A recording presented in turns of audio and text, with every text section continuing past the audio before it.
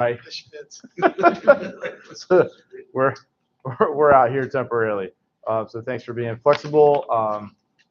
If I haven't met you, I am Scott Gerlinger, your Civic League president. Thank you for coming. I don't know if we have any new residents that want to say hello or Happy New Year or anything.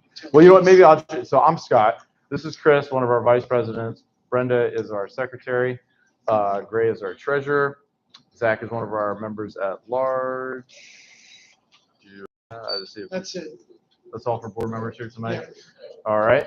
So back to my earlier question. I don't know if there's any new folks that want to say hi. You don't have to, but if you want to say hi, you can. Join. Or you can just find out about what's going on here. All right. So normally we would have our American flag in the corner. We have a patriotic wreath we're going to use for our Pledge of Allegiance. So we'll start off with that.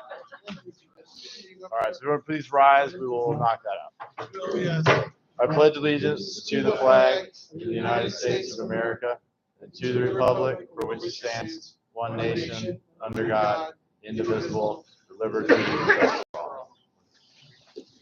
All right, officer, I will turn it over to you for our police reports. All right. On 12/16, 7300 block Newport Avenue, you had a larceny from a building. This building, a wallet was stolen during a basketball game, left in the shoe, came back and was gone. 12/20, 7600 block Sherrill Drive, you had a larceny of license plates. 12/22, 7700 Doors Drive, you had a larceny of a package.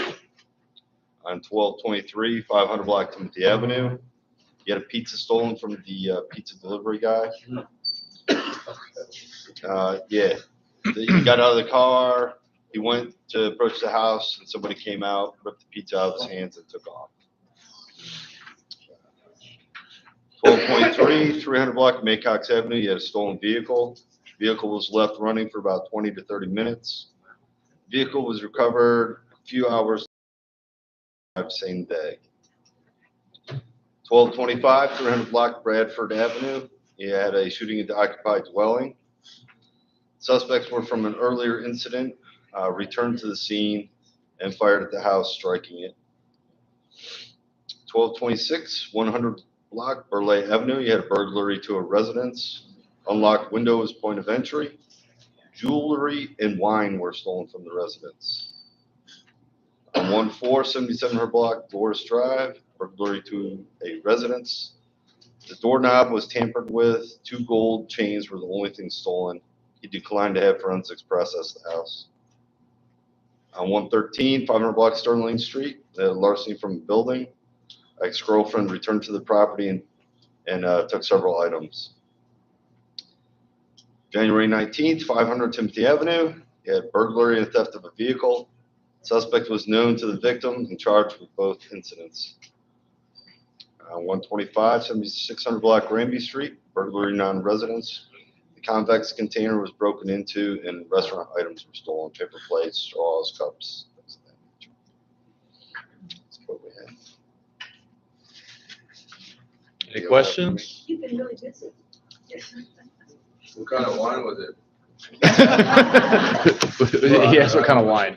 Was it Carl Rossi or It was only listed, I think, at about $100 worth of wine. So. Are you ever successful in catching any people? As far as burglaries, yes, burglaries, robberies, things like that. If it's like, we had a burglary series up by East Ocean View. There was about 8 of those.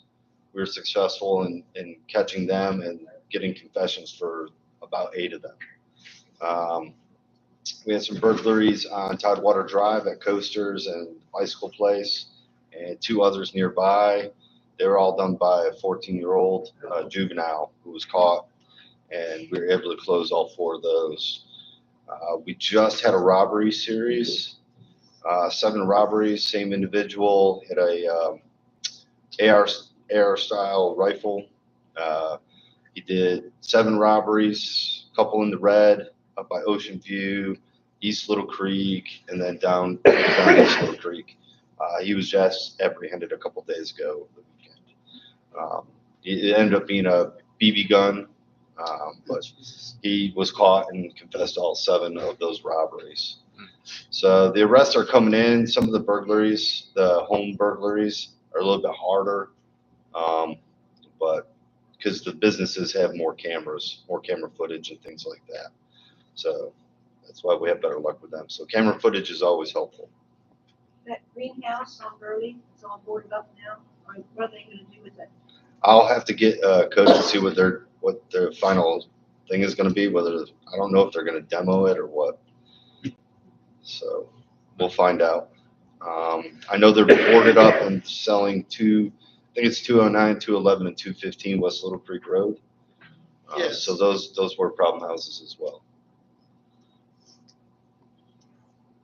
Are those gonna be sold residential again, like say quadplexes? That I have no idea. Martin, if you have any money about this.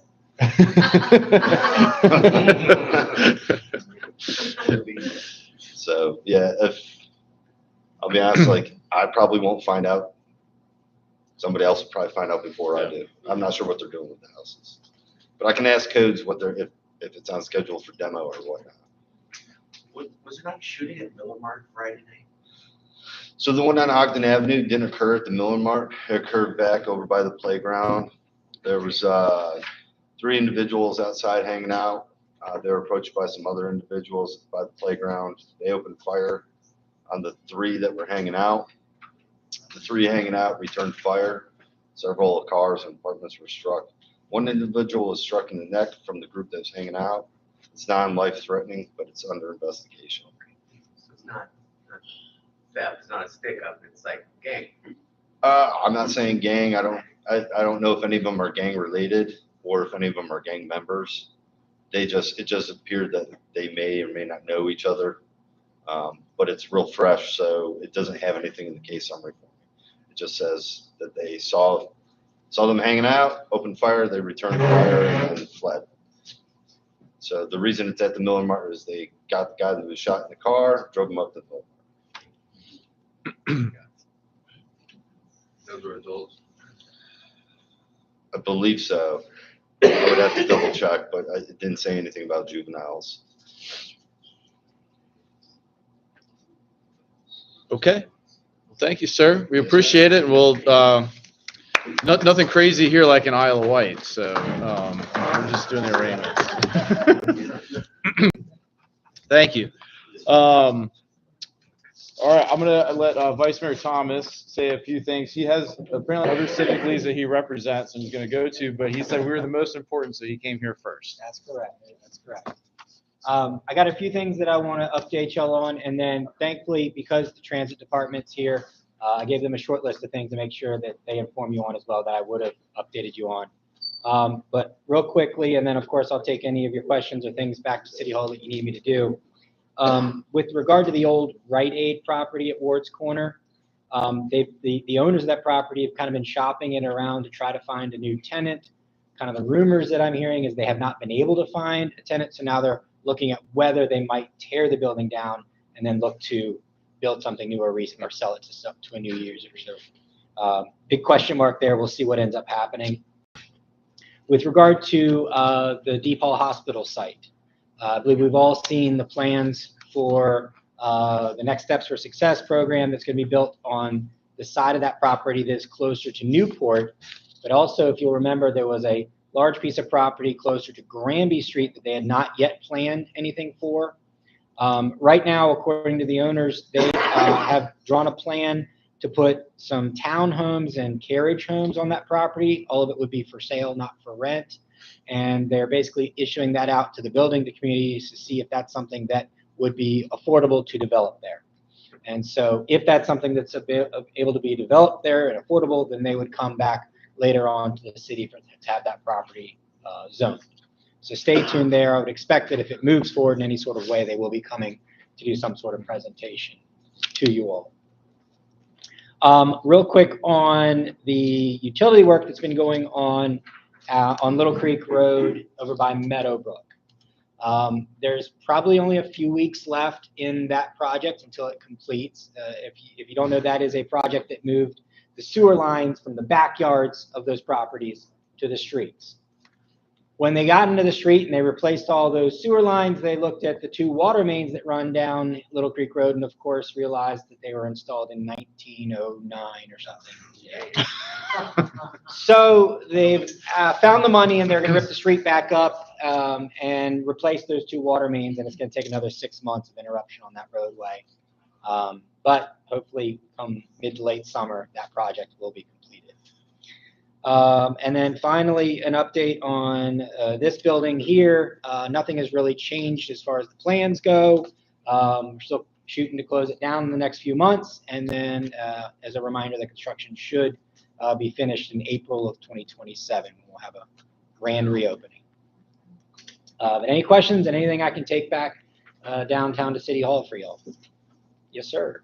Amtrak, I know they're shutting down parking lots as they start to do the work like the next couple of days. Yes. Definitely, if there's somebody, I guess you'll send this to Officer Toth, but there's been breaking in trees in the exit and the Echo lot, that one that's underneath the road. So that's just, if we could please get some eyes on over there. Okay.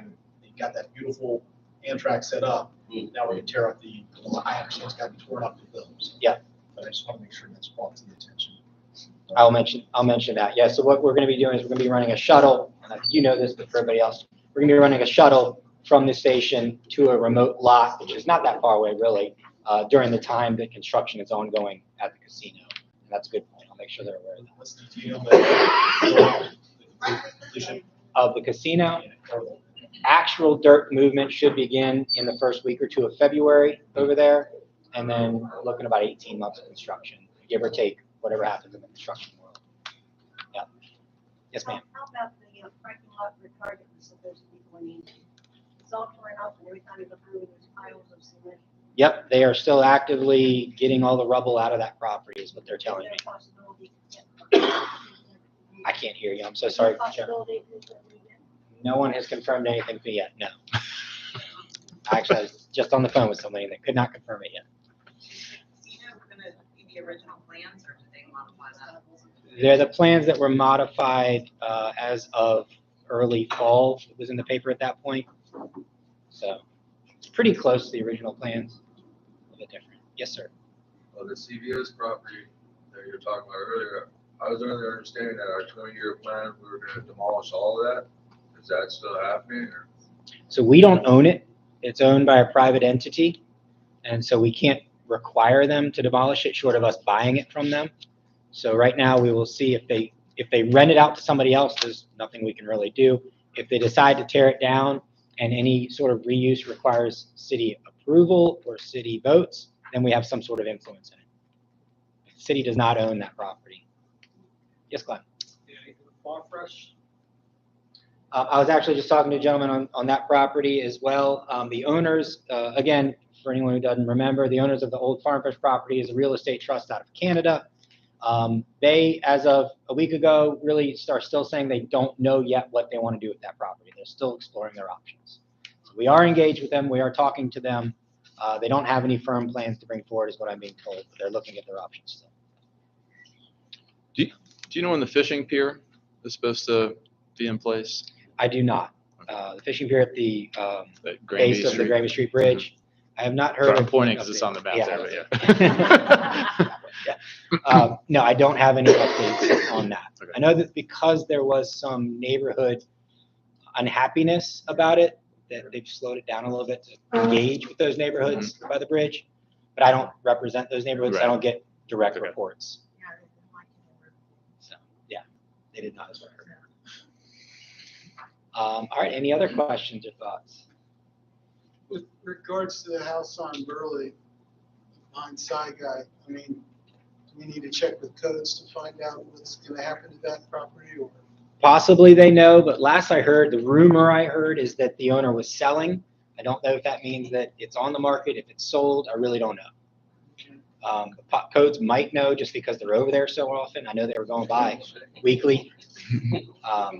So I hope they don't tear that building down. I hope someone buys it and fixes it up because it is the original farmhouse from Ward's Corner before anything else. It's historical. It is historical, but again, we don't own it. That's a tall order there. It is. I'm sure it doesn't look pretty on the inside, because you know it's not pretty on the outside. Besides the walls, I don't know that anything was historically done. That's true.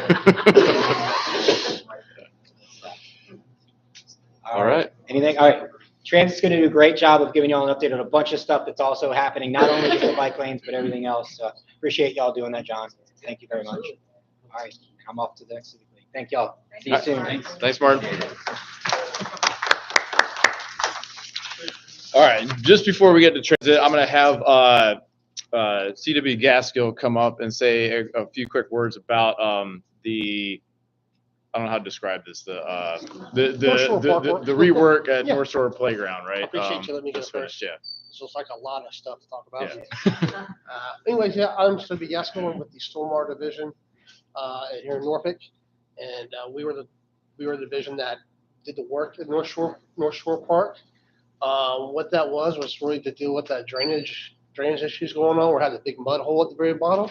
So that's what that swell was for, was actually capture all the rainwater that's coming through that park, coming down into the park. And the inlets are up in there will help to capture it. On the back side of that berm, we left that space there so mowers can get back there and mow it. There's also what's called a French drain on the backside. It's also helped with infiltration as well. And I know we did the work, and now just waiting for that grass to grow back and get that looking good. This was an internal project that was done. Design was done in-house. Work was done in-house. So I want to first off say my apologies for not coming out here earlier to talk about the work before it got started. Usually we do larger projects, and that's kind of where the whole idea of coming out to civic leagues. This was a kind of a quick project to take care of the issue. We had time and effort. So therefore, we just kind of, we went and started working on that project. So I do apologize for not coming out first to you guys to talk about it, to explain it. But that's essentially what's going on out there. We are planning on also planting trees to replace the ones that were down there. And all this was done with Parks approval. We didn't do this outside of talking to Parks, and made sure they were happy with the plans and the work that we did. So that's kind of a general overview of what was done, and that's and there's no more extra work going on at the site. So You have, I mean, the big berm, okay? You have the drainage grates that are in front of the berm. Yep. And then you have another set of grates on the other side of the berm, closer to the fence. No, what What you're saying? No, what's called a French drain. Right. It's a underground, think about, say, an underground burrito of riprap, if you want to think of it. Okay. And so the water can then filtrate into it. And that's actually, then there's a perforated tube inside that Okay. that's tapped back into the drainage network, Okay. where it goes out underneath the fence and out to the creek in the back of the site. Okay. Is there any powered means of helping the water get back out to the creek, or is Oh, that no, this is all gravity. drainage? It's all drainage gravity. Yeah. Yeah. Well, I mean, we'll have we'll have tides come through, but only if the tides get to a point of elevation that's actually higher than the actual yard, and that's where you may see something. On the outside of that, where it drains out, is a corrugated metal pipe where it actually goes through Right. the outside. And so it doesn't lend itself to having any type of tide valve or gate valve, because you can put those on nice solid walls and solid concrete pipes. Corrugated metal pipes don't really lend themselves to that type of technology. So right now it's just all, if you have any water, there will be just kind of flow back up. That's when we've got really super high tides where you may see some water go up. When it goes back down, the water will go back down, and the French drain will also keep draining.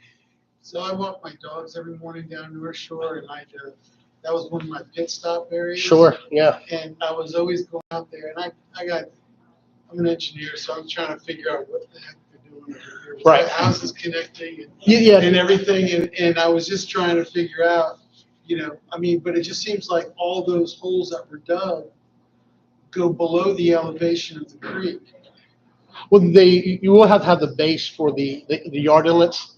We had to make sure that we also could tie into the actual existing pipe that went into the street. Okay, And so we had to make sure that we still were able to get the elevations right so water could drain into that creek. okay. So yeah, so some of those inlets may hold water at times just because they are kind of low.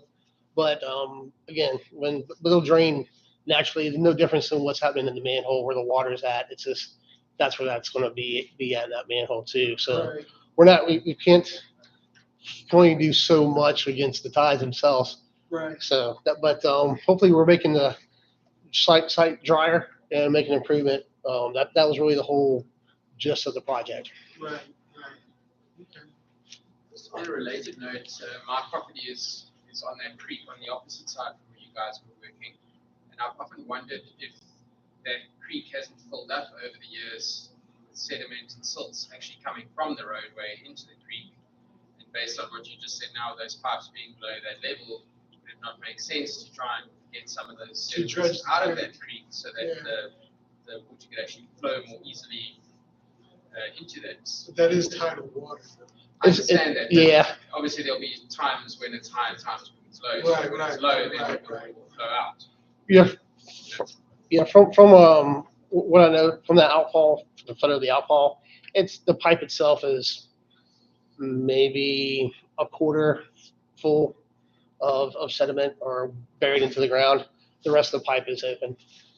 So, there's no really need to do that. And only time we maybe try to look at maybe grading out or doing an excavation of those areas is we have a flooding event that's continuously happening because flow can't go out on its own naturally. Okay, So that's the only time we do it because you have to have environmental regulations or permitting to do any type of excavation on water creeks.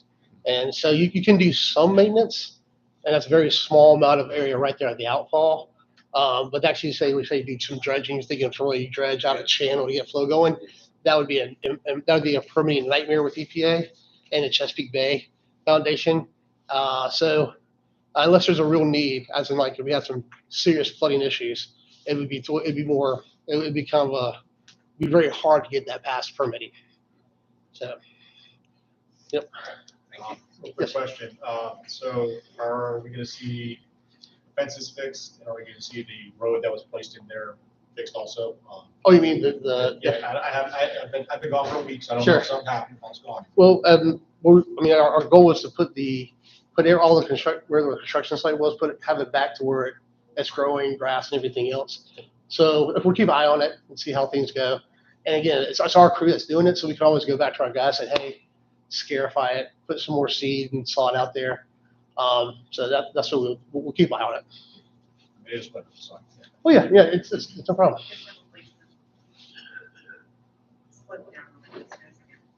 That's right. You built us a sledding hill. We appreciate that. Okay. Well, we'll try. I'll keep an eye on it. Actually, I'll put that as my note to take home. But yeah. Yeah, I think the only comment I would have is just when you do go put any trees back, I think we did want to keep some semblance of a open space for recreation, because I know there's one other time we were down there planting some trees and somebody, I don't think it might have been city head, was like, oh, we're just gonna put one right here in the middle of the field. Oh, Like, yeah. no, like it's Okay. maybe just Yeah, we'll I mean- kind of keep it near the berm area. yeah. I'll I try mean, to- I'll try it to should get- be obvious, but Yeah. I want to just clarify. Oh no, that's right, okay. We have a certain course. We have a kind of a distance we want to keep from the actual infrastructure, so we don't have the roots Right, going into yep. our stuff. Yep. But I can, we won't play it out there in the middle of the area. Yeah, or some I get field's that. gone and it's wooded Yeah. down. Yeah. Yeah, no problem. Yeah, So- for sure. But shade is good. Yes. All right. Okay. Any other questions for CW? Well, I left some stormwater goodies just for you guys over there. Okay, perfect. Brochures. Your dog walker got a little pooper scooper bag stuff and everything. So that's stuff for you guys. Okay. Right. Awesome. Appreciate the goodies. Thank you. Okay. How am I gonna do this? I might pop that like right in the middle. I'll turn it over to the main event here now. Thanks, Scott. Are you going I'll first? start out. He's going? Yeah, Okay. So, we'll leave the best for last, which is the Granby Street bike lane project. But I did want to give give you a couple of updates, and I'll introduce Keith later and his team as far as talking about the bike lane project. So a couple of updates. Some of you may be aware of the traffic signal redesign that's going on at Terminal and Divon, which is in place to install an additional travel lane in the northbound direction at the signal that's on the side where the railroad tracks are, and that's to help with congestion and some of the requests from the Navy to help facilitate traffic getting into the naval base. So we're at 30% design at this time frame. And right now we're coordinating with the Port Authority and because we're crossing the tracks. And I think the project requires moving one of the gates. I can't remember if you recall that. Are we doing any gable? Yeah. But anyways, it's a simple job, but it's because we're crossing railroad tracks, it becomes much more complicated. Many of you may be aware the city endeavored into a project to convert all of our street lights throughout the entire city from the existing high pressure sodium, which are the lights that sort of give off that orangish glow, to LED fixtures. It's a $5 million plus project. We've started to put the project on pause. We haven't halted it, but we've put it on pause. We've already converted a number of the street lights on the major roadways like Granby Street, Military Highway, Princess Anne Road. But as we started to move into the neighborhoods, into the residential parts of the community, we started to hear some feedback from residents. Main concern that we heard from residents were lights were too bright, too much glare, which is, if you're looking at it and you're driving down the road, it appears, it sort of blinds you a little bit, is lack of a better way to put it. And we wanted to look into doing more what you would call dark sky friendly lights, which limit the amount of light that is distributed in unwanted directions, if you will, most of that being uplight. So we have already started 2 pilot programs, both of which are in the Ginn area.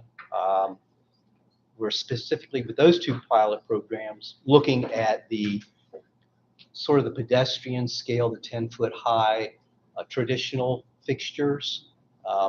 We've piloted a program which changing out the fixtures to eliminate the amount of glare and intrusion of the light as you're driving down the roadway. I took a look at the lights the other night, and for me, it's hard to get used to, but it does what the intended purpose is, which is putting less light, unwanted light, into residences. So if you're in a house and you've got a nice traditional light outside and it's about the same level as your first floor, as you look out, you really don't see the light at all. It's all being put down onto the pavement. There's a third project, which we haven't started yet, which will take a look at the taller overhead traditional lights that are mounted 25, 30 feet in the air. That project will be taking a look at different fixtures that are offered by Dominion Energy. You must remember, these fixtures are actually owned and maintained by Dominion Energy. We essentially lease the fixtures, the best way to put it. So we have limited choices to choose from. So what we'll be looking at are different fixture types that are available, how the light is distributed on the roadway to help reduce the amount of unwanted light that might be placed onto to private properties. We haven't chosen a street because we want to have a long enough stretch where we can try different types of lights and sort of do a side-by-side comparison, if you will. And the problem is picking an area that doesn't have too much of a tree canopy, because that really impacts the light distribution that you're getting out on the roadway. So we're working towards that. We haven't authorized any additional lights since end of August last year. So that tells you we're a number of months behind. We have roughly 29,000 street lights that needed to be converted. We've converted about 9,600 to date. It was a not a 2.5-year project. I'm saying now it's at least a 3-year project, maybe a little bit longer. But we will get back on track once we have an opportunity to test out some of these different fixtures that are offered by Dominion Energy. Any questions on that one by chance? Yes. Why would people complain about too much light? Like you use the light for safety at nighttime. Right. And especially summertime. Why would Yeah, people complain about too much Yeah, there's a couple reasons I think why we're hearing so much. We had the same issue happen when I've been around with the city for a long time.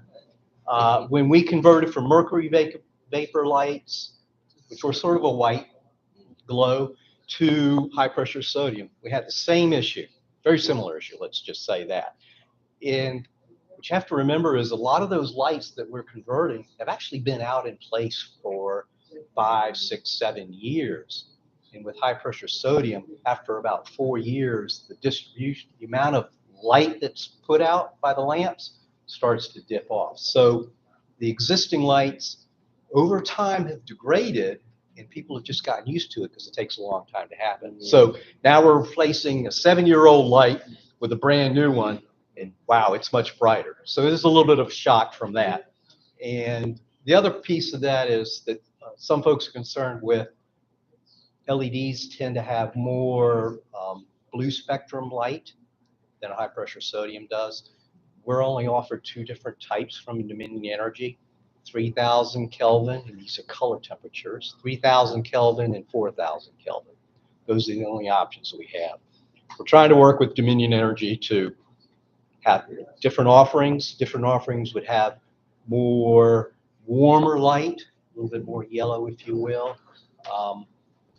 But the challenge with working with Dominion Energy is that their standards are for their entire network. So it's Northern Virginia, Chesapeake, the entire Hampton Roads area, and all the areas that Dominion Energy serves streetlights. So even though we've asked to have changes made, we actually met with some staff from Richmond a couple of months ago. It's really going to take a grassroots effort in other cities to buy in and request the same action. Because Dominion Energy, I can tell you now, they're not going to do it for Norfolk. We're probably one of their better customers, but we're not the highest customer. Yeah. To be clear, you said that the people that were complaining, the pilot program is in Ghent. Right. And the people that were complaining are the ones that got the 10-foot poles. The ones that are for the, a little bit of both, a little bit of both. They have both there? Yeah. And they're complaining about too much light on the short ones or the tall ones?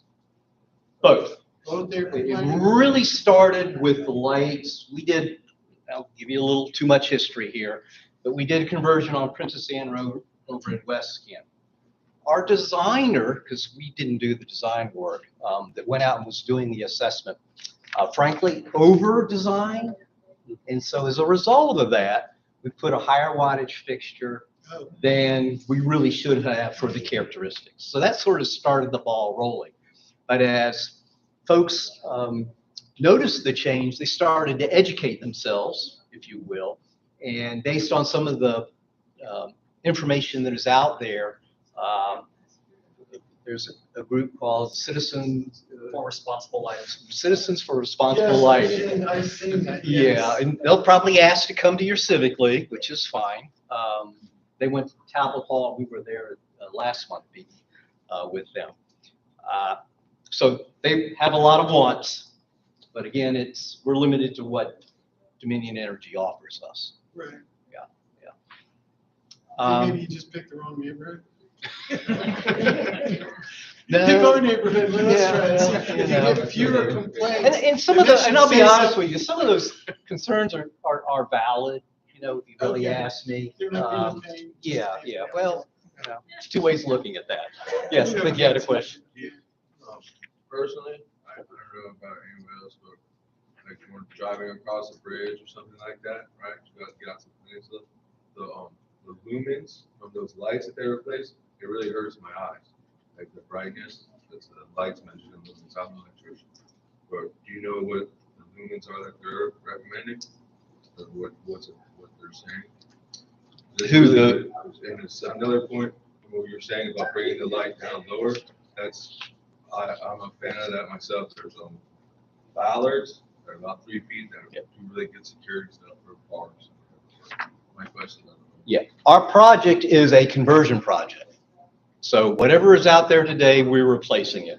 We are not going in and changing the mounting heights of anything. That would be a $15 million project, which the city is not ready at this point to absorb. So what we're doing is strictly, there's a light at this pole, we're replacing that one. The idea is though we want to replace it with the appropriate fixture to help limit that light intrusion and help with that brightness. So we're not doing any of that. So as far as lumens, it's all based on engineering, Illuminating Engineering Society of America. They have certain recommendations for light levels on different characteristic roadways. They have some for residential streets, some for highways like Military Highway, and others like for, let's say, Willowwood Drive, which is sort of a collector. Doesn't have quite as much traffic, but it still needs to have somewhat elevated amounts of illumination to help with picking up people that might be crossing the roadway, if you will. So anyways, hopefully I answered your question. So you're not just replacing the fixtures of the lamps, you're replacing both? Yes. New lamps, new fixtures Yeah. on everything? Yeah, you can't just take the existing fixture and put an LED in it. It's a complete fixture change out is required. So with these lights that we are changing out, are we adding cameras to them? No, definitely not part of the project. No. Strictly a street lighting project. The other thing is we've been working for quite a while to take a look at a crash issue on West Little Creek Road at Hampton Boulevard. You know, you've got that curve right there at Popeyes. And I think y'all know of one or two vehicles that have ended up in Popeyes restaurant. So council in FY22, fiscal year 22, awarded us some money to do some improvements to help make that location safer. In the meantime, we went after a federal grant that would allow us to do a little more of what our consultant recommended that we do to help improve the safety at the intersection. So for that reason, the funds aren't available until next year, and probably very late next year by the time we actually go through the process of receiving the funds. So we've kind of put the project on hold to receive those additional funding so we can do a more complete project. But it is on our radar to do, but it's just taking us a little bit longer than we all had hoped it would take. So there is, just to add on to that, John, sorry, there is a website on the transportation website. We have a list of current projects. That is on there with that full report if you guys want to see it. Yeah, that's true. Remind me, I'll send it over to you, Scott. So Okay. yeah. But Martin did say that sewer construction is going to take a while longer, so that'll slow them down before they get to Mount. Yeah, it's kind of our, It's I all like to working look out. at it the good way. Yeah, absolutely, absolutely.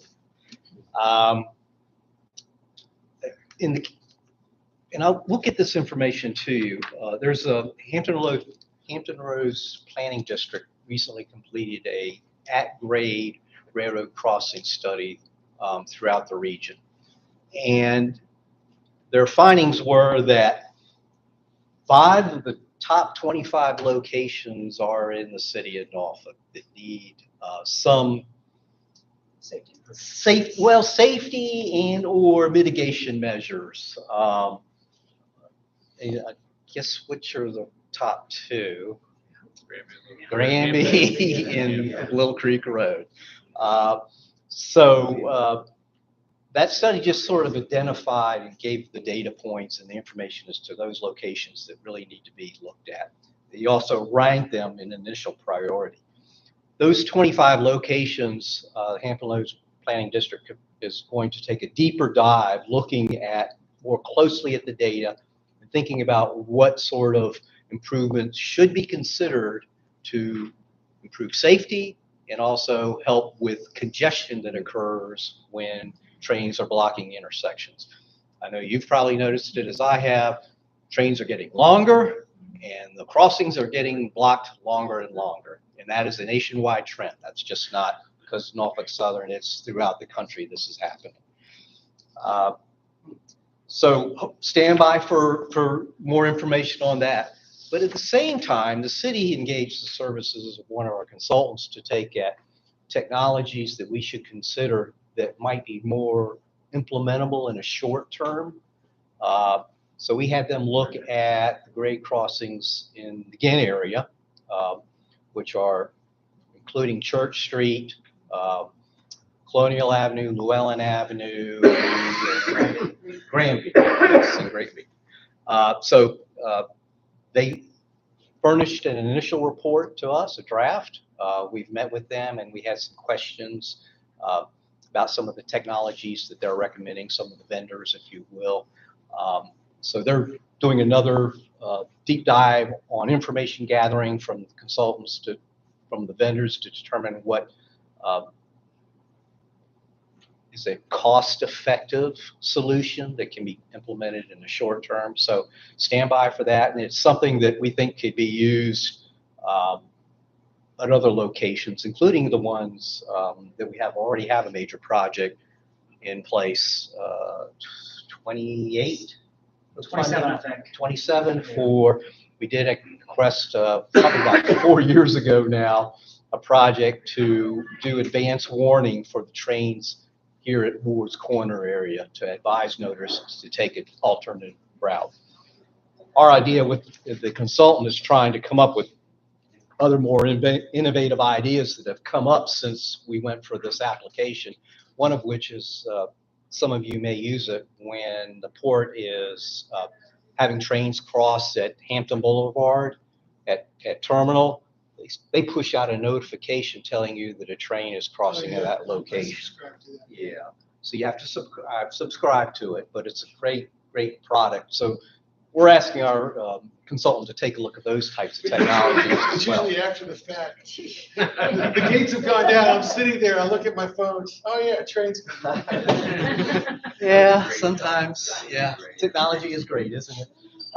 But hopefully we'll be able to have something that's more quickly implementable. We actually have talked with one of the vendors, and they're actually doing a pilot program at about 7 crossings throughout The list you got me the other day is now 12. 12 crossings now. So as a information gathering, to really fine tune their product. We're helping them do that, if you will. What else do I have?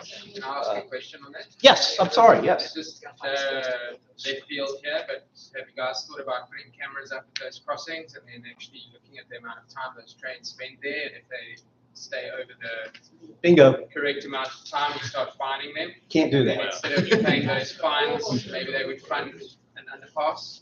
Yeah, I've read something online that says that we should be reporting them if they block the intersection more than, is it 7 minutes? Yeah, there is Federal Rail Administration, and we have a link on our webpage, allows you to report trains that are blocking intersections. The bad news is there's not a lot that does other than emphasize particular locations. And if we're going after grant funding, we can point to that information saying that. I mean, I would hazard a guess it's highly unreported because I've never done it. Right. I know it's there because, when you're driving, you have to search and, it's not the right time to do it. And right. How long was it there? Can you prove that it was 5 or 7 minutes or whatever? So that's what I'm saying. Webcam of some kind, you can actually start cataloging it. That's part of what we're actually looking at, and that's what this one vendor is doing. They're putting out cameras at now 12 locations throughout the city to measure how long the trains are blocked intersection, a series of locations to determine how that information can kind of be shared within a system so that we can have more reliable information so that you don't get the text saying, oh, I'm already here, avoid this location. So, And the city can't find the rail companies. That's right. Rail is regulated by feds. City has nothing we can do So about it. then let me ask the question is, why does the city not just put an underpass? Yeah, in particular, because when these two things are blocked, there is no other way to get on the freeway. So the way I take my son to school in the morning, if I'm lucky enough to see it before Granby and turn right. You want to talk about the terminal real quick? Well, I have to do like a massive, yeah, there's a couple things. It's a $200 million plus project to do that. Yeah, that's, we actually cost out a project we put in for a Grand Hampton terminal in 2016, and that was $160 million. Yeah, pre-COVID. Pre-COVID. Yeah. Prices have escalated like this in the industry, and it's easily $200 million plus. And it takes up a lot of space to construct that. We would go through and, because you have to maintain the existing traffic while you're building the underpass or overpass. And so you'd wipe out so many businesses, it'd be ridiculous. And you gotta go through the interstate. I mean, there's so many things. Yeah, there's a lot of hurdles with doing that. you can't prevent trains from using those things at certain times of the day, like, you know, at Nope. 7:30 in the morning when everybody's trying to. Regulated by the feds. Yeah. City. We have asked, can you let us know Yeah. when the trains are going to be in? They won't do that. It's a security issue for them, especially if they're carrying hazardous materials. And so you kind of understand their perspective on that. So they're not sharing a lot of information with us. So that's why we want to deploy these camera systems. It's one of the technologies, the camera systems, to try and see how we can gather information on when trains are arriving or departing, how long they are, so that we can provide appropriate information to the roadway users. Thank you. Yes, I'm sorry. Yeah. So when they're going into the port, that's when whenever I see the rail come down my phone, I hope they're leaving, not going, because it is so much longer. Have you done a study to see how much longer that train is when they're going? Because it stops on the track. We have not. Yeah, if it's coming in. Going west, going into. Yeah. Down, No. it stops on the track. It's a whole mechanical issue, trying to get on track. But it always, it's like you said, I guess, tracks. We haven't done a study. We just anecdotally know it's blocked for 20 minutes plus many times. I mean, Yes, it just, exactly. yeah. As part of the notifications, have you considered putting a train crossing signal or something at the bottom of the road when you exit from 64? Because that will often get wrapped up on the highway, and people get very angry when there's two left turn lanes and people are like backed up. Yeah, doing something on the interstate gets a little tricky. We actually tried to do something much simpler than that. Brian was around. And Federal Highway Administration said no. So there's a lot of requirements that the feds that we have to follow when we put something that is not traditionally an interstate sign or device, if you will. But I think that's part of what we can eventually be I mean, looking they can at. tell you when a bridge lift is gonna happen, why can't they tell us when a train's gonna cross? Well, they're doing that with that large overhead sign structure, which is part of what we're looking at doing, and that's really the only way to get it right now. Right. Yeah. Could we ask for smaller trains, maybe 55? There you go. Nope. Yeah, not regulated by us. As Keith mentioned, localities have very, very little control. You have to remember, 99% of the time, we're crossing their right of way. They were here first. Yeah, that's their position. And that's their We were here position. Before you were. And so whenever we cross them, you can't believe the hoops you have to jump through to cross their right of way. It's just nature of the beast, unfortunately. Yeah. All right. I think that's all that I had. Any additional questions on anything that I've covered so far? Yes. No, I was just wondering, like, lights at Little Creek, or is there any plan to, like, I don't know, reduce the amount of lights we have on Little Creek right there? between Little Creek and. I mean, traffic lights, Yes. traffic signals? Okay, I'll just take from Granby to underneath the interstate. Yeah, no, there's certainly no plan to eliminate any traffic signals. You know, traffic signals is one of those things that, you know, once you put it in place, they're darn hard to get rid of. One on every block. Plus a truck takes it. Pardon? Plus a truck takes it out. Yeah, and then we end up having to put it back. Well, there's nothing else. I want to introduce Keith Darrow. He's our city transportation engineer. Keith has been working, well, along with a lot of us, on this Granby Street bike lane project. So he's here to give you a little bit of an update where we are with the project. We also brought some a layout which I think has some of the changes we've asked for. We've asked for some additional changes so the consultant that aren't shown here, I don't think, but oh, they are shown. Yeah, they're Okay, so they have made the revisions. So I'll turn it over to Keith and his team, and I'll let him introduce his team members that will be working on the construction side of the house once it goes out to bid, and I'll let him take that over. I've been working on this. And project Keith too is long. the city, if I didn't say, city transportation engineer. I'm sorry. And also probably the 4th project manager on this project. But I brought the 5th project manager with me today, Sujan Mandahar. He will be managing it, like John said, during construction. And I also brought Andrew Bly, also part of our project management team, who might be helping out Sujan with this project. So how many of you all came to the meeting we had a year ago? Okay, so you guys are probably familiar a little bit with the scroll here. We've done a lot of work since. I spent a lot of 2024 working with Public Works Waste Management, HRT, NPS, and then some residents to try to fine tune the comments we got from that January meeting on top of all the other work we had going on.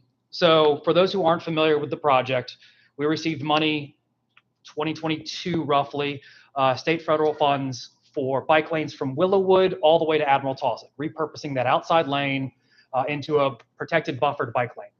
When we originally put the application in 2016, we were basing it off of the old bike and ped plan, which just showed some pain.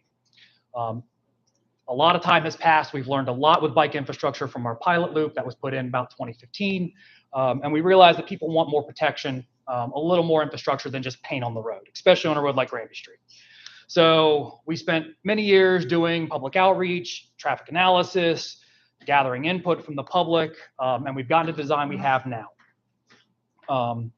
And basically, well, I'll get into design here in a minute. I'll talk about the schedule. Schedule right now, we are advertising this project for construction this week. We'll have it out for construction for advertisement for a few weeks, gathering bids from contractors, that kind of thing. Since it's federally funded, we've got to publicly advertise it, let everyone have a chance to put their bids in.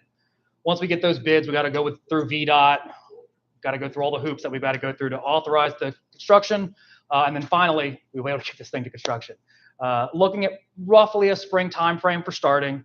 There'll be plenty of notifications, videos, signs out here. We'll be working with you guys and Scott as well and the various civic leagues that we've already talked to about this, making sure you guys are notified and you're aware of what we're trying to do out here. Trying to think if there's anything else as far as notifications go. It's going to be about a 10 to 12 month project. It's obviously a lot of stretch of roadway here. So we're going to make sure that it's safe and we're moving at a pace that everyone can still drive through the corridor and we can get things done efficiently. It won't interfere with Greek Fest. I've been coordinating with them. That is still happening. Don't worry.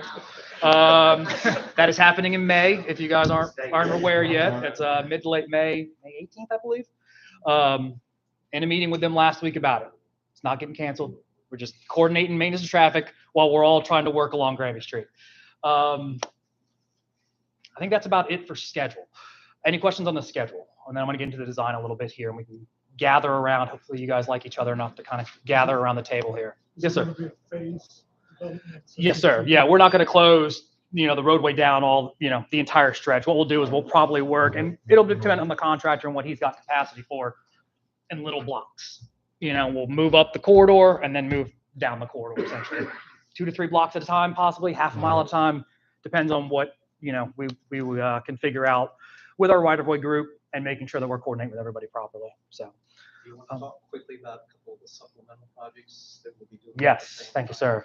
So part of that public outreach that we did for a couple of years, we heard back that we had to do a lot more improvements than just bike lanes. Not everyone wanted bike lanes in the corridor. They wanted other improvements. So a few other improvements we're making as separate projects, but still as an overall corridor improvement, a pedestrian hybrid beacon. That is our first one in the city. It'll be at Suburban Parkway, right there at the bus stop, just north of Norfolk Collegiate. We've got it here on the map, and I can show you guys that as we gather around here. But what that'll do is basically, in short version, it's a traffic signal for just pedestrians. You know, you guys have probably seen the the rectangular rapid flashing beacons, RRFBs on Colley Avenue or over by ODU. You push the button, they blink, and hopefully they cross safely. This will actually stop traffic. They walk up, they push the button, it'll flash yellow for a little bit to alert traffic, hey, there's a pedestrian, and then it's going to turn red. And that pedestrian will have enough time to cross, the light will go off, cars will resume. And that's going to happen right there about Suburban Parkway. I'm still gathering estimates. That's a smaller project that I can do with contractors that we have in-house, for lack of a better term. And then one other mini project that we've got going on, I don't think it's with you guys. I think it's with Arena. We're going to put up those RRFBs that I mentioned, those rectangular rapid flashing beacons at 5 locations. See if I can remember. Oxford, hold on, Dunmore, let me see, or no, excuse me, Dumont, Elwood, Oxford, and then hang on, I'm gonna pull up my cheat sheet. Sorry guys, because I had to make sure I took my notes. Dumont, Elvin, Fife, Oxford, and Talbot Hall Road. 5 locations. Along Granby, yes, ma'am. So that way, you know, right now we've got crosswalks, but we've all tried to cross that. It's not the safest. So hopefully putting these beacons up will help alert drivers, help people slow down, and let you guys cross, because pedestrians have the right of way at the crosswalk. So one other thing that we're doing with this project, and once the project is done, we're going to be reducing the speed limit from 35 to 30 miles per hour. We're hoping that the bike lanes will have a naturally calming effect. Plenty of studies have shown that nationwide, but to give it a little bit extra boost as well, we're going to try to reduce it down to 30 as well, because we all know they don't do 35. Yeah. I think we're amongst friends here. We can all honestly say that. So we're going to reduce that down to 30 and hopefully make this corridor, because the prime thing is getting everybody through this corridor safely. Whether you're walking, whether you're driving, whether you're biking, we want to make sure you guys are getting to where you want to go safely, whether it's church, school. Well, it's not just them. I've seen plenty of older folks do it too. So, but actually, that's a good point. You bring up Granby High School. We're actually working with the principal over there and a few school officials, because I'm sure you guys have seen it. When they do drop off and pick up, they take up that outside lane. Now the bike lane's going to be there. So where are they going to go? We've been working with them. We've made a few changes on Oxford already. We're going to continue to work through with them and continue to evaluate to see how to best improve it. And we're going to continue evaluating the whole corridor. We're going to be looking at speeds. We're going to be looking at turning movements, crash history, during and after these bike lanes are implemented. Some other churches on Sunday morning, people park. 2 churches, actually. Thank you for bringing that up. So there are 2 churches that have grandfathered parking. And I'll go ahead and get into some of these design elements here. But there are 2 churches, Temple Israel and the Church of Christ. They have grandfathered permits for having on-street parking.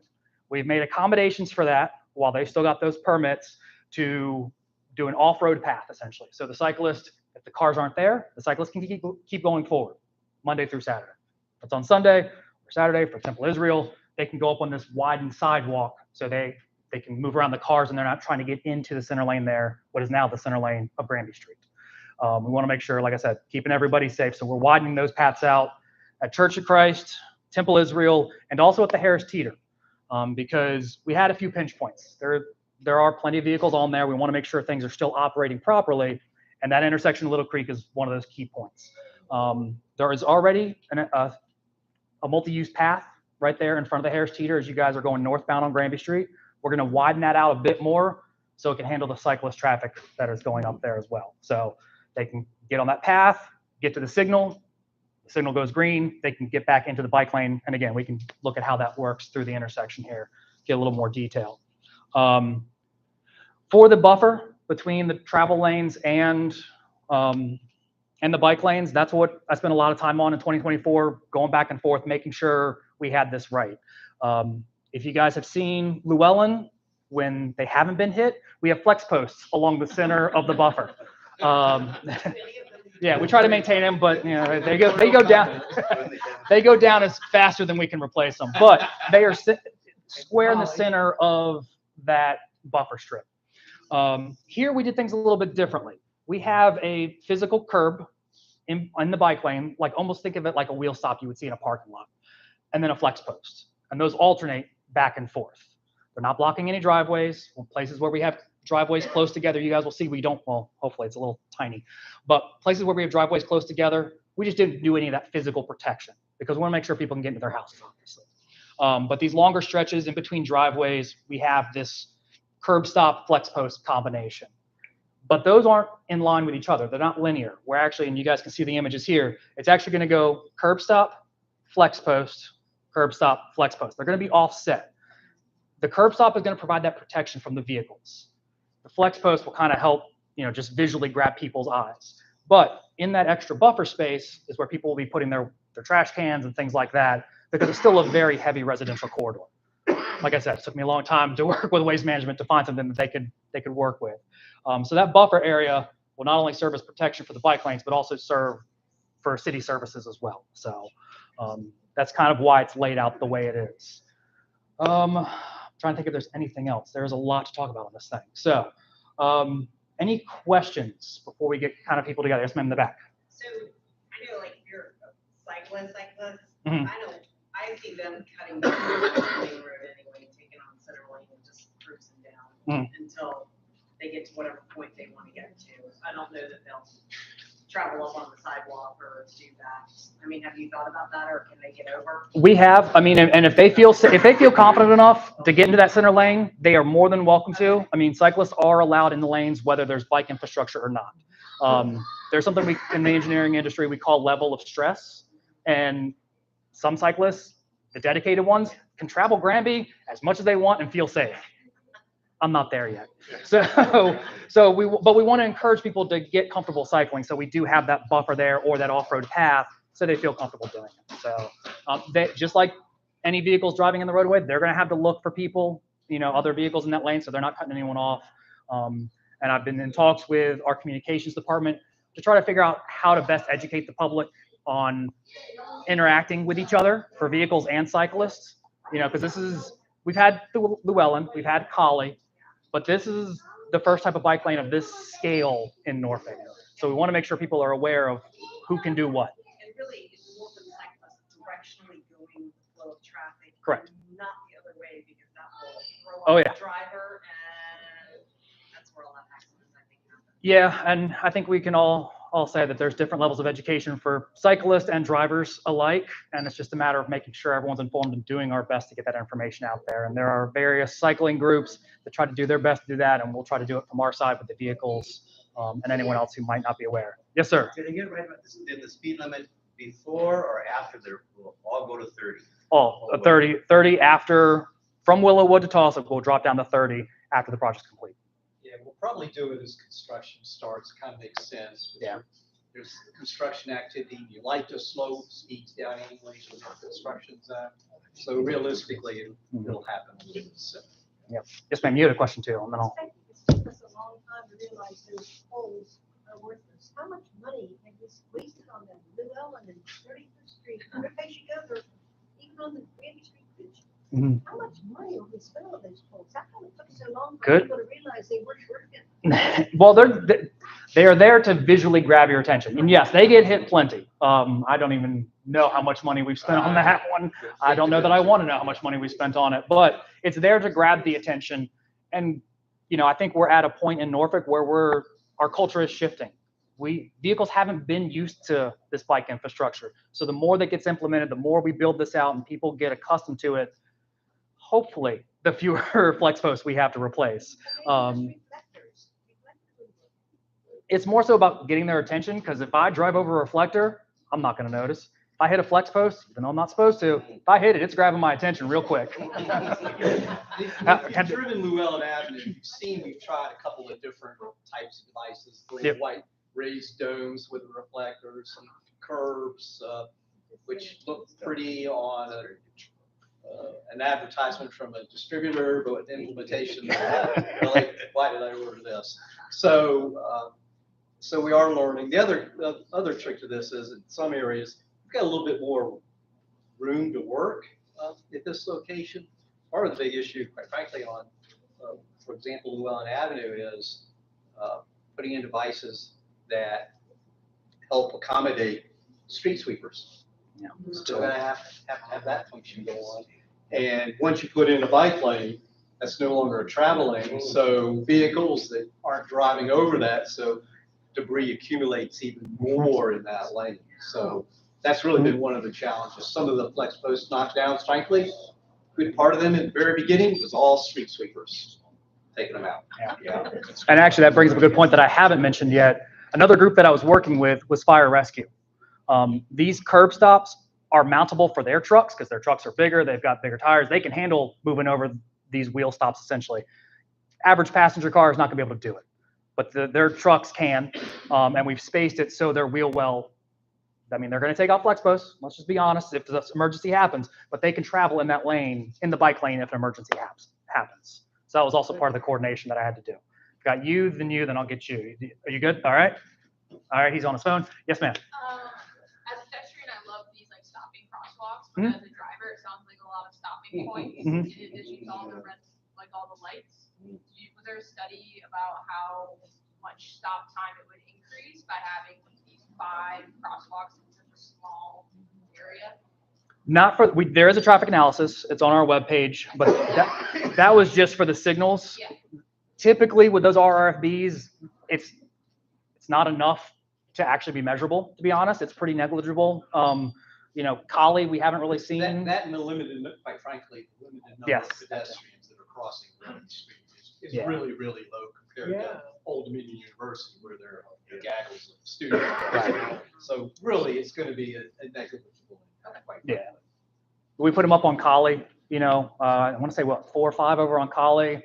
Hasn't really even caused that much congestion over on Collie too. Negative feedback from the vehicles, the road users. Yes. Good question. Thank you. Yes, sir. I was going to say that I've seen devices in another country where you almost get 2 thick pieces of like conveyor belt material facing each other like that because they're rubberized. When you hit it, it kind of springs back. I was trying to find you a picture of it, but if I can find something, I'll let you know. Because I think that's the way to go, is have something that makes a noise when you drive over it, but lifts back up again on. And I think the basis of it was a very thick rubber. Yeah, and depending on the speeds of the vehicles, you know, if they're going super fast, it's gonna be negligible. They're not gonna notice it. You know, that's why we wanted to put a physical barrier, you know, that curb stop in there. We have something not quite similar, but to your point with the rubber, another one that we've used over on Llewellyn, we almost kind of call it like an armadillo because it's like a. So you haven't seen those? I'm saying your upright posts, instead of having them fixed to the ground. Oh, I thought you were talking about the you lower have- ones. you Okay. have them almost hinged at the bottom with a piece of rubber, so that when you hit Well, the ours post, are it comes hinged, back up. believe it or not, Okay. they are hinged. No. Not real obvious. That's why you call them flex posts, because they're supposed to flex down when the vehicle hits it. But they can only take so many hits, depending on the vehicle that's driving over them. Like a large truck will take them out. And even the ones, I don't know if you guys have been driving 64 lately, but for those express lanes, they put some flex posts up there. They're supposed to be interstate rated. I heard the other day, a few of them got taken out. So as much as you try, as much as we want to put into this stuff, I mean, they're still going to break, unfortunately. It's more so about providing that visual cue that, hey, there's something here that I need to look out for. So. Plus, we didn't want to have so many of those posts that then it starts to look really ugly. Yeah. All you see as you drive down, there's these posts that are sticking up. It looks like a fence almost. And so we're trying to do that balance, if you will, to keep that characteristic community, neighborhood look, if you will, as best as we can, but still provide a safe pathway for cyclists. You guys will see here, the flex posts are about 30 feet apart, whereas I think Llewellyn, they're probably 10, 20 feet. They're a little closer together. So we tried to space it out a little bit to get that aesthetic feel. So, anyway, yes. I'm hoping to start, I want to say April, May-ish timeframe, and about 10 months after that we'll be done. Again, determines how well our maintenance of traffic goes and any other hiccups we find along the way. But what we don't know is what the deliverables are from Yeah. the contractor on those barriers. Yep. So that's gonna be the biggest hiccup, if you will. Any other questions? Scott, I don't know if you had anything else for the rest of the meeting. Do we want to get everyone around, or do you want to wrap up your stuff and then we can kind of hang out here and talk about stuff? Yeah, I have two votes I had to do. Okay. So maybe, why don't I do that and then we can Hang out and look around. Or- and ask questions. Sounds Maybe that's good. the best way to do Thank you, it. Yeah, guys. good call. Appreciate it. Yep. I think as long as you guys don't hit any anchors or water mains, you shouldn't have too many big delays. Those seem to be the problems around here. We did look for that, believe it or not. All right, so the two votes we have, I'm gonna do the bigger one first. Was we had put out a notice in November about updating some of the bylaws, and so we were gonna hold the vote here officially tonight based on that same recommendation we made in November. And just to recap what that is, there's a couple places where we just did things like spelled out board of directors instead of BOD, and a couple typographical things. But the two big changes were that we wanted to give the board the ability to offer lifetime dues potentially in addition to annual dues. So the finance section of the bylaws would be changed to the annual dues and any lifetime dues. That's the piece that got added, was and any lifetime dues of the league shall be set by the board of directors. It shall be per household payable to Ward's Corner Civic League. So that is the one, that's the first major point. The second major point comes down to elections and voting, which is why I want to do this before we get to board elections. A couple of things. One, we corrected, we used to do, the nominating committee used to put forward a slate of officers and do elections in December. We haven't met in December for an actual meeting in years, so we are just updating that to what we've been doing for the last 6 or 7 years, which is that we vote in January, and then all the officers have started no later than the February meeting, so we updated those dates. But the big change we're trying to put in is that we had before that the officers shall be eligible to succeed themselves in the same office. We want to modify that to the officers shall be eligible to succeed themselves for a maximum of 3 terms in the same office. So that means that, for instance, someone like the president could serve for president for 3 years, and then they can serve in a different office, could be vice president, could be treasurer, could be some other board position, something else, leave the board, wherever it is. But they have to take at least one step out before they can come back and do it again. Are there any questions on those proposed changes? Yep. So on the lifetime dues, y'all didn't have anything specific in mind as far as a fee for that, or just could set lifetime dues? Correct. Right. It was just to give us, the ability to do that in the future. Right. Yep.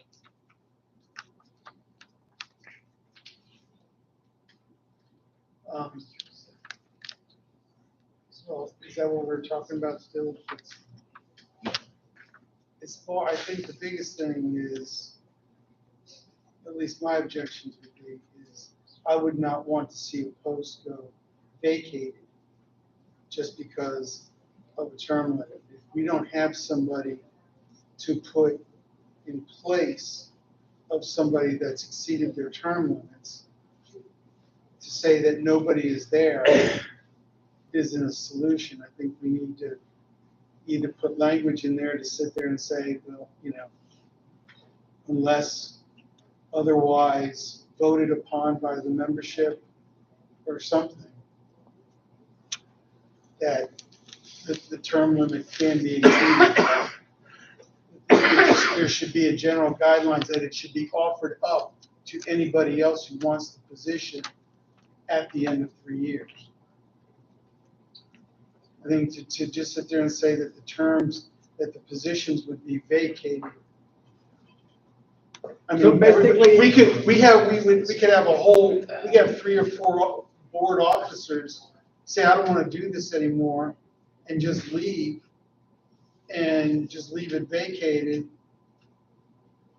what's gonna happen to the board, what's gonna happen to That's the. what's gonna happen, whatever civic leagues from that, it would dissolve, if no one is interested in stepping up. And to do what you're saying says no term limits, so why would we even discuss it? If we've given ourselves permission. Thank you, Linda, for putting it in the simplest. There is no term limit, if we say, oh, I vote that out, we don't Well, want term limits. I think the biggest thing is that I think when, that's why I think the language needs to be clarified, is because we don't want to sit there and say, no, I want to stay in my position, nobody else can have it. No, that's not right. No, of course not. Right. I think we do have the option, you could flip flop too if it really came to it, right? Well, yeah, of course. That's a possibility, So so. you can just shuffle the deck. I You get that. can. That's- And I'm fine with that also, but I think there's a lot of ambiguity there in what we're writing. There's a lot of ambiguity in a lot of this. Yeah, I know. So I think that's why when we kind of complicate. Well, it's either, we can either push it off or we can take a motion and a vote. Those are the two options here. Can I make that motion? Make the motion to what? To table this until the February meeting? You can, if you'd like. Mr. President, I make a motion that we table this until the February meeting or until we clarify the position of the bylaws better. All right, I would need a second. All right. Any discussion on it? Discussion. Any discussion? This is the motion is to table this discussion to push the vote off. I mean, we're gonna have term limits to vote on the approval of the minutes. What about the? Yeah, I haven't gotten to the board elections is happening either way yet. Any other discussion about the bylaws? All right, so the motion is to table it. All in favor? Any opposed? All right. The motion carries. We will pass that. I'm gonna hand that to you. You're championing this now.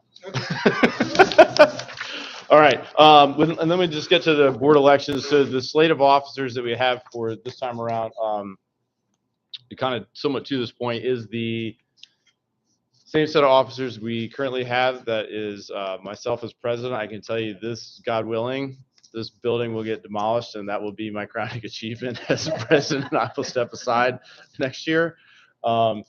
Chris is one of our vice presidents. Aaron Ward is the other vice president candidate. Gray as our treasurer. Brenda as our secretary. Zach Schwarting as an at-large board member. Dan Graves as an at-large board member. And Liz Lockwood. She's trying to dodge it. Liz as another at-large board member. And then we put in Erica Howell as our new newsletter editor to finish out the proposed slate of officers. So what I would need to put that in place is a motion from someone to I don't know what the right terms are here, but to elect vote on the slate. Accept, that's the word. Accept the slate of officers. Thank you. Do I have a second? All right. Any discussion? Okay, all in favor? Aye. Any opposed? Any abstained that want to say? All right. That motion carries. Thank you, Erica. We'll be in touch. And any other last tidbits we need to cover before we, I guess, informally adjourn and commingle around the maps? Adele hasn't had a meeting in about 3 or 4 months. No, she was here in November. She's here in November. Yep. In November. Yeah, I do send things. I think there's several meetings tonight, which is a conflict, but yeah. I think we could now, yes. Now that we have a new one installed and get ready to go, yeah. Yep. Okay. Well, I will wrap us up there. Our next meeting is going to be February 24th. Somebody else besides me will be running it. I'll be out of the country, but you'll be in good hands. So look forward to that. All right. Thank you, everybody. Come on up and we can check out the details of the maps here.